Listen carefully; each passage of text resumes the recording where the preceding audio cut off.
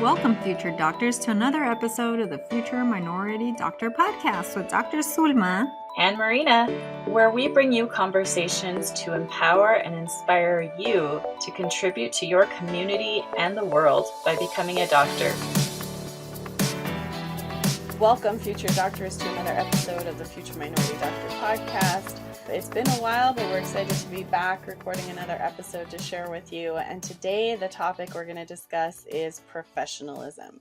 Now, it might sound a little bit like a boring subject to you, but it's so important, especially as you are asking physicians for shadowing experiences, or you are starting clinical jobs, or you are doing research, or you are interacting in any way with professionals, whether that be physicians or research mentors or professors. It's so important to touch on this topic. So Dr. Z, I'll have you start us off. Yes, and just remember whatever we talk about today. So it's not only applies as a pre-medical student, but this will go forward into your medical school years and residency because you will be evaluated on this in your future. So just some things that Dr. Marina and I have come across as we are mentors. We have students come into our clinics to rotate with us as well. And through our application coaching program, things that we've seen that we said, hey, maybe we should talk a little bit about it and bring up some of these issues because we want you guys to leave a good impression, whoever it is that you're working with, or even during your medical school interviews as well. Okay. So I think for the most part, most of you guys know what professionalism is, right? So it really is a person who shows competence, is ethical, and shows integrity, right? Through how you behave. So you want to have those characteristics. So when you look at professionalism, some of the key traits are 1, accountability, 2, discretion, meaning be careful how you word things, 3, reliability, 4, being honest, 5, showing self-regulation and self-discipline, very important. 6, respectfulness. 7, having a proper appearance. You want to look okay and decent as well. I think over the years we've become a little bit more lax, but you still want to keep that appearance well. And competence to be able to perform the job. Now, I'm not saying as a pre-med student you have to have all of these on point. I think us as professionals, we still work on our own professionalism. I know my own personal struggle is sometimes being on time. And I still struggle with this, even with work, trying to get there. And again, this comes with professionalism. And as a doctor, I still struggle with this, but I try my best and I'm aware as well. I don't know, Dr. Marina, what would you say is something maybe you struggle with along the lines of professionalism? Sometimes being on time as well. Yeah. Or I think sometimes also just life gets so busy that communicating with people in a timely manner can get hard. So since I have my own medical practice, sometimes people will call me or email me asking for for questions about joining my practice or getting help with a certain issue. And it's kind of hard to be balancing everything. So seeing patients and doing the daily work at the clinic and then also responding to people in a timely fashion. But it's something that is really important as part of professionalism, because if a parent wants to join my practice with their kids and it takes me a week to respond to them, guess what? Like they're probably not going to think of me as a very good communicator because I took a week to respond to their inquiry. And so that is something that I have to be constantly aware of and constantly working on in order to make sure that people get communication responses in a timely manner. Exactly. So again, we're not saying for you guys to be perfectionists, but we just things that'll make you a better person in the workplace or even as a pre-medical student. So I thought about some of the key points and key issues that we see. So one of them, and this is more related to when we're meeting with students to help with editing, reviewing their personal statements, secondaries, and everything else that you guys need some assistance with the medical school application, is the lack of preparedness. Okay, so it's important, for example, if you're going to meet with your mentor or an editor or someone that's going to help you look over your personal statement, make sure it's written. You took the time to write it. Don't wait till the last minute, the day before, to write your personal statement so you have something to show your mentor or the doctor you're working with or whoever you're reaching out for assistance. We can tell when there's that effort made to be prepared for that meeting. So Uh-huh. please, please, please have it written. Maybe even have some friends or a teacher, professor that looks over it before you even come and meet with us. And once you do meet with us, be prepared to listen and get feedback. And you also have to be prepared that once you're meeting with us, there might be feedback in which you have to rewrite it again. Okay. So, Mm-hmm. again, it's just important for you to come prepared, have everything written. So then that way we can really, we're taking our time out to help you, but just be prepared when you show up. Mm-hmm. Yeah, Dr. Marina. No, I would agree with that. Like, if you are asking someone to volunteer their precious free time to help you out, you need to come prepared. Now, prepared doesn't necessarily mean that you took 10 hours to do something. It Mhm. could just be like, let's say you're meeting with a research mentor about possible research ideas that you want to pursue or a paper that you want to write within the research lab. If you just come to that meeting with like, oh, well, I just want to talk about it, but I haven't thought about it. And can you give me ideas? Right? That's not going to come across very positively, right? The research mentor is going to think, why didn't you come prepared? Like, didn't you even have 30 minutes to like look through some of the things that we've done in the lab and look at some of the papers that I've published and just get an idea of the types of topics that we could do, right? Now, it doesn't mean you have to have exactly like the right idea. It just means that you have to come having thought about it and having a couple of rough draft ideas in your mind, right? Or a couple of questions that you have that the mentor can help you answer. And so that's just an example. Everybody that you interact with is paying attention, right? We are naturally paying attention to the behavior of others and our friends and the people we interact with, right? And so it's impossible for someone like a research mentor or professor to not notice if you are coming unprepared, right?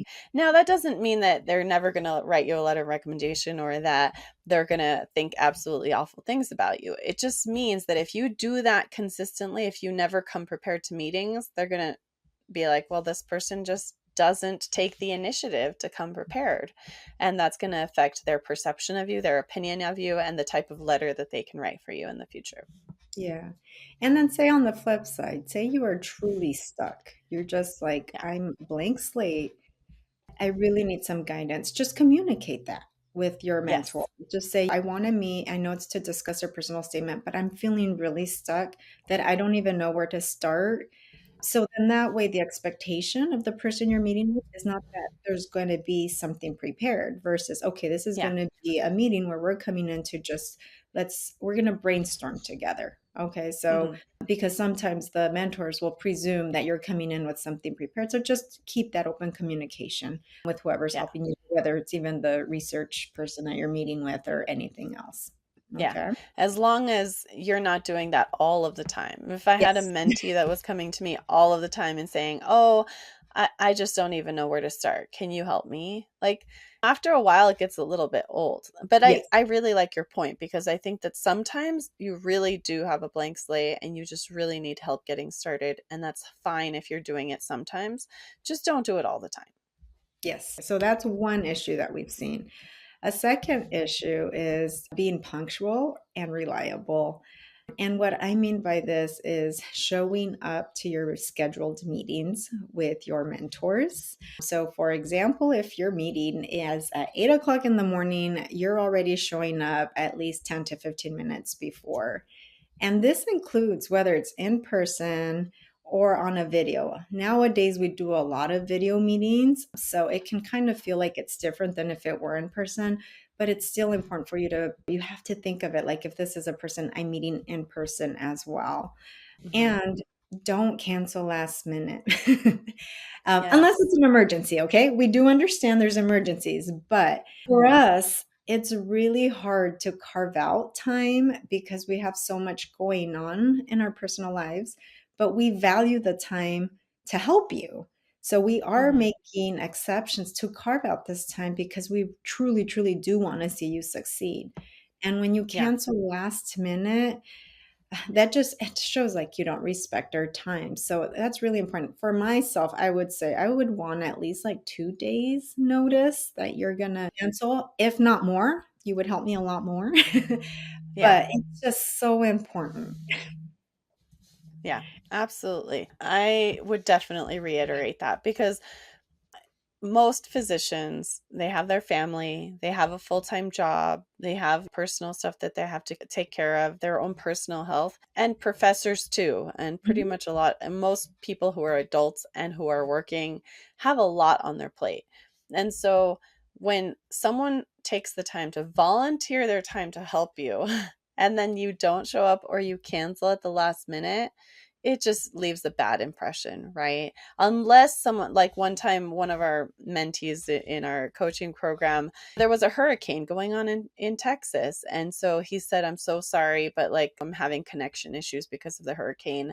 That is completely understandable. Or like my grandfather fell and I had to take him to the hospital and be the translator for my family. Like that's totally understandable. And I am not going to have any hard sentiments or hard feelings about that, right? Life happens.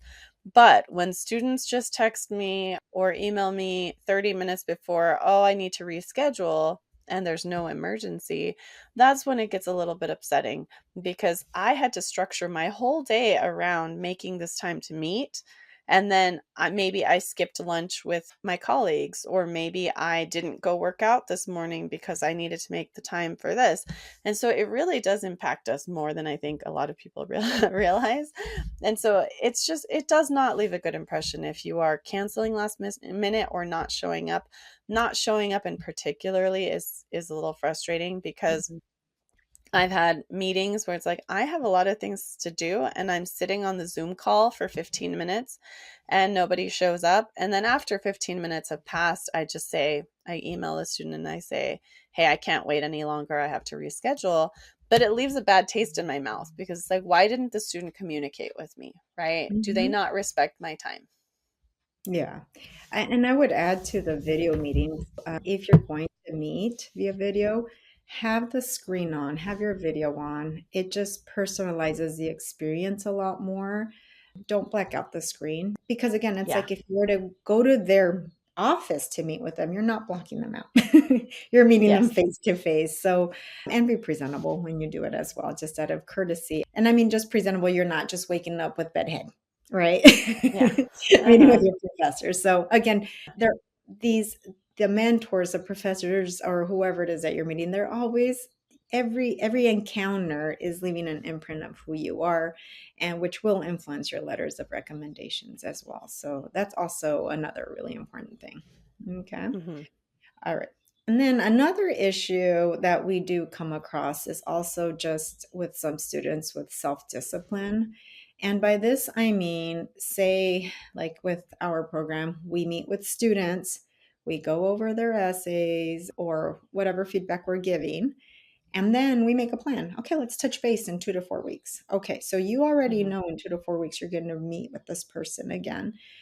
And we expect you to follow through with the feedback we came, but you meet with us 2 to 4 weeks later, but there has been no edits made, no changes made.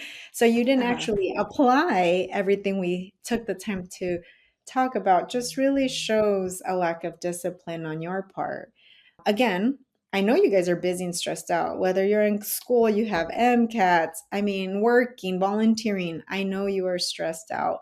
But again, a part of applying is also being able to keep a schedule and having self-discipline to get things done as well. And I'm sure, Dr. Hmm. Marina, you've come across that as well. Yeah, and I mean, and I remember being in that stage of like trying to balance my 4 or 5 classes plus my part-time job plus my personal life, and then all of a sudden something coming up, and you kind of sometimes have to do what you got to do, right? If that means staying up until 2 in the morning to like get that thing done because you have something coming up or you have a meeting or you have a deadline, then I don't think you should be staying up till 2 a.m. every morning, because if that's what you're doing every day, then there's a problem, right?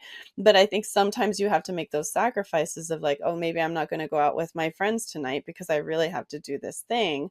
Or maybe I'm going to have to get up a little early in order to fit in that thing.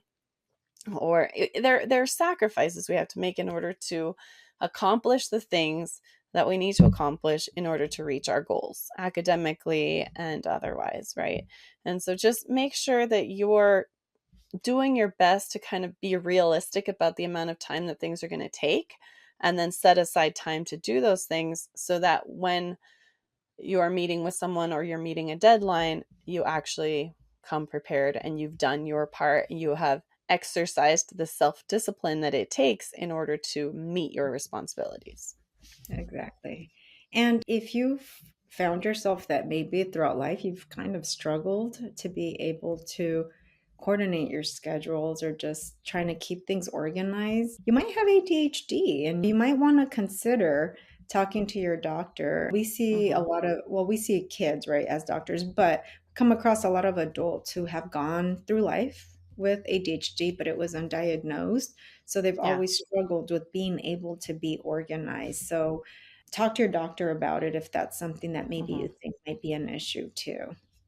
Yeah, Okay. definitely. And I'll add one thing. If you find yourself struggling with organization and with distractibility and with just always feeling like things are just kind of a mess and you can't stay on top of deadlines or you forget things easily, in addition to talking to your doctor about possible ADHD, I think it's really, really important that you use electronics and media carefully. So we live in a time when everything is at our disposal, right? Mhm. We have our phone open and we're reading the news or we're watching reels. And then on our way to school or in the car, we're listening to music or listening to podcasts like this one, right? And when we're getting ready in the morning after when we're showering, we have music or we have, and our brain doesn't get a chance to rest and to process and to think through and to organize.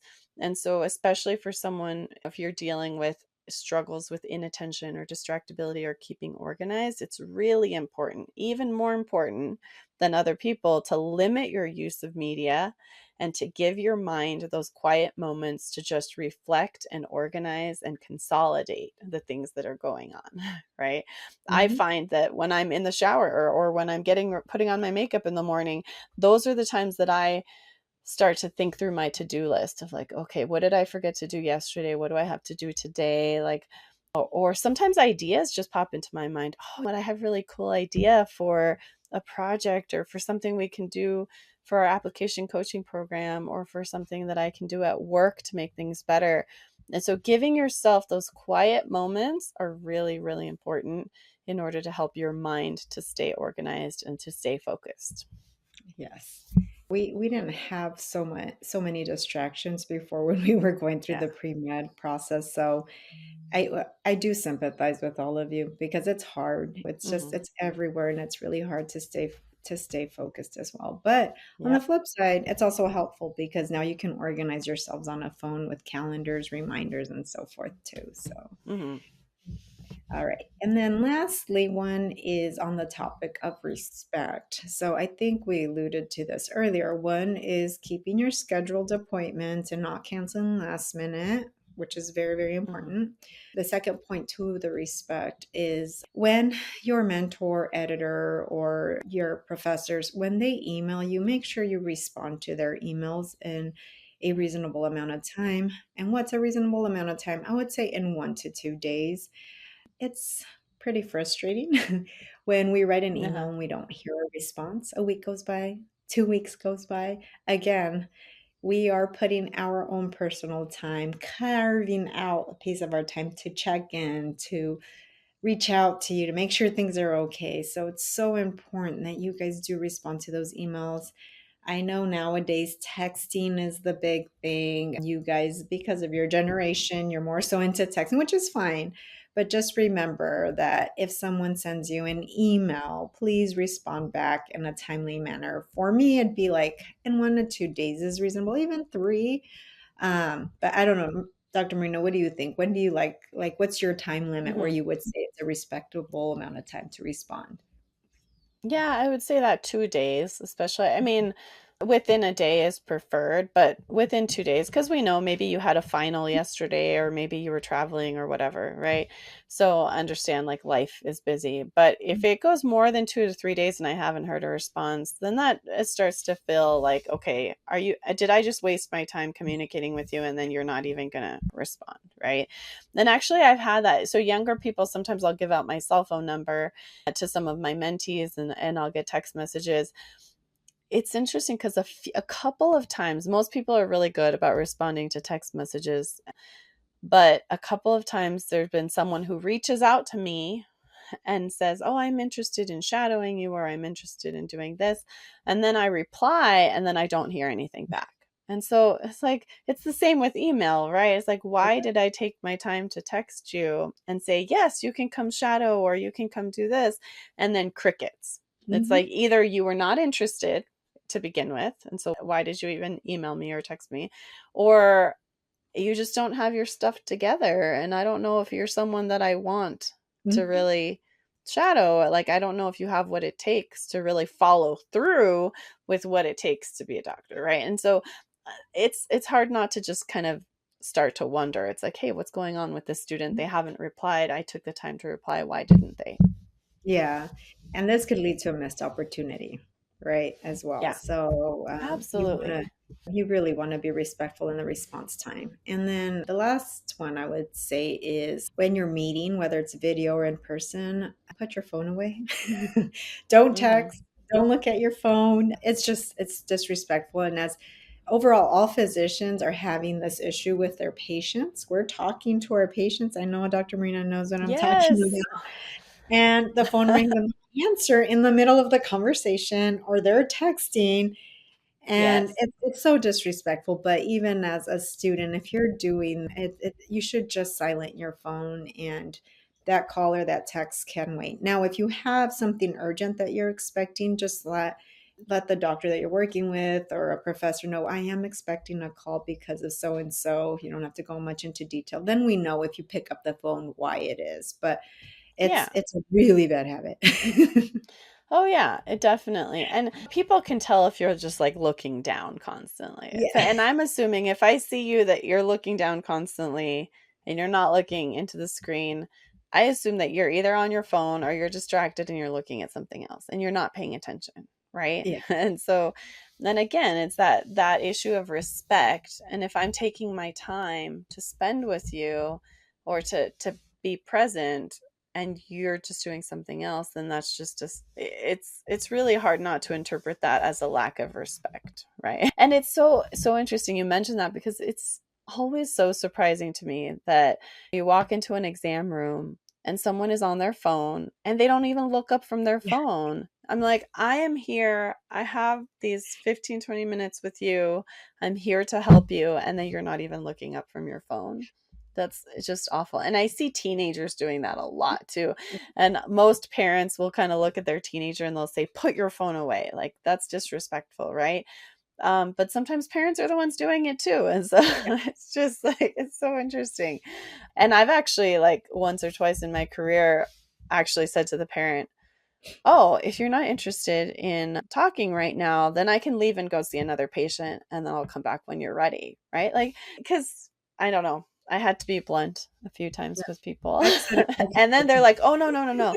And then they put it away and then they pay attention. Yeah. But again, it's just like communication, communication, and just being respectful of one another. I had an employee, well, not employee, it was student recently who was shadowing, and they were just on their phone way too much. And it was really hard. Like, I wanted to be like, put your phone away, you're being disrespectful, but it feels really uncomfortable to Yeah. like tell someone that directly, right? And so sometimes the people that you're working with, your mentors, your the people you shadow, they may not feel comfortable telling you Mhm. to your face what you're doing that may not be professional or maybe a little disrespectful. So you need to take the onus on yourself to ask yourself, hey, is my behavior day to day, moment to moment, reflecting professionalism? Am I doing the things that are going to be perceived as respectful and professional and organized and mature? Or am I doing things that could easily be misinterpreted as disrespectful or unprofessional? Yeah. I will say, little secret for all of you, with all the doctors you're shadowing, most of them will not tell you to your face, put your phone away. But behind Yeah. closed doors, when we're talking among colleagues, they're complaining. Yeah. Okay, just so Oh, you yeah. guys know. So really be aware. I mean, the best practice you can do is when you're showing up to shadow, silence your phone, put it away, don't look at it. Okay. Hmm. And then that really shows that you're there to be present, to learn, to ask questions. So again, it's the culture that we live in today, but it's just something that you can't bring into the table when it comes to applying throughout this application process because it just Hmm. doesn't look good on you. Okay. And Yeah. I think those are the biggest things I can think of. Dr. Marina, is there Uh-huh. anything else that you can think of Yeah. in regards to professionalism? Yeah, one more. Although I wanted to add one more note about the phone thing. Yes. So sometimes there's a really legitimate reason to be using your phone, like, oh, I wanted to look up that diagnosis. But just if you're going to do that, be really clear in the way you communicate and ask the physician, say, hey, I really want to look up that condition that we just saw. Is it okay if I like use my phone for a bit to do a little bit of reading and then do it and put it away?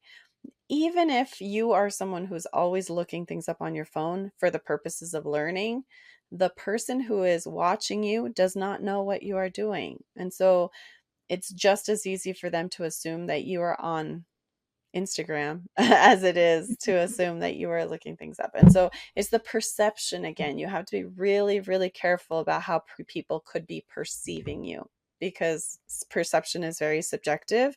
And if you want to make sure that you are being perceived in the best way possible, you can't do those things that are very subjective in being open to interpretation.